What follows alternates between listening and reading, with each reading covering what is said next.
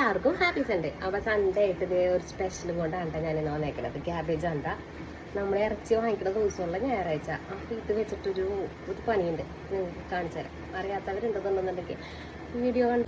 ഈ തിളച്ച് മറിഞ്ഞുകൊണ്ടിരിക്കുന്നത് എന്താണെന്ന് വെച്ച് കഴിഞ്ഞാൽ ബീഫിൻ്റെ ചാറും ബീഫ് വെന്താ വെള്ളവും ഉണ്ടാ. അതിനകത്ത് കുറച്ച് നെയ്യുടെ പോഷണം കാര്യങ്ങളൊക്കെ കിടപ്പുണ്ട്.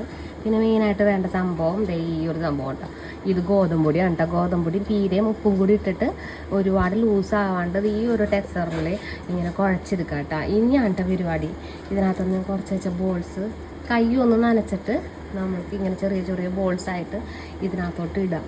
അപ്പം നമ്മളുടെ എന്താ റെഡിയാവും? ഇറച്ചിപ്പിടി. ഒന്ന് ട്രൈ ചെയ്ത് നോക്കണം കേട്ടോ. ഞാൻ അനുഷാട്ടിൻ്റെ വീട്ടിൽ വന്നിട്ട് എനിക്ക് കിട്ടിയൊരു റെസിപ്പിയാണിട്ടത്. അപ്പോൾ അതേ ഇങ്ങനെ കുഞ്ഞു കുഞ്ഞു ബോൾസ് ആക്കിയിട്ട് നമ്മളിത് ഇങ്ങനെ ഇട്ട് കൊടുത്താൽ മതി കേട്ടോ. അതങ്ങനെ അലന്നൊന്നും പോകൂല. എന്താണെന്ന് വെച്ച് കഴിഞ്ഞാൽ അതിങ്ങനെ അപ്പം തന്നെ നല്ല ഹാഡായിട്ട് നല്ല സെറ്റായിട്ട് ആയിക്കോളും കേട്ടോ.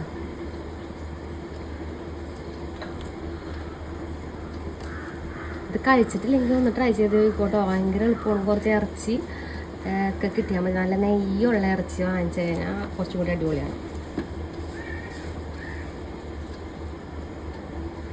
അപ്പോൾ കാലത്തെ ബ്രേക്ക്ഫാസ്റ്റിന് വൈകുന്നേരത്തെ ചായയുടെ കൂടെ എങ്ങനെ വേണമെങ്കിലും കഴിക്കാം കേട്ടോ.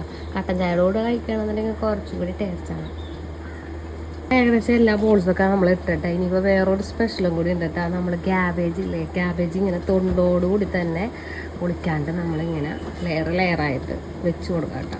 അതൊരു ആവി അടിച്ച് കഴിയുമ്പോഴേക്കും അത് അടിപൊളിയായിരിക്കും കേട്ടോ. ഇതിങ്ങനെ ഇങ്ങനെ വെച്ച് കൊടുക്കാം.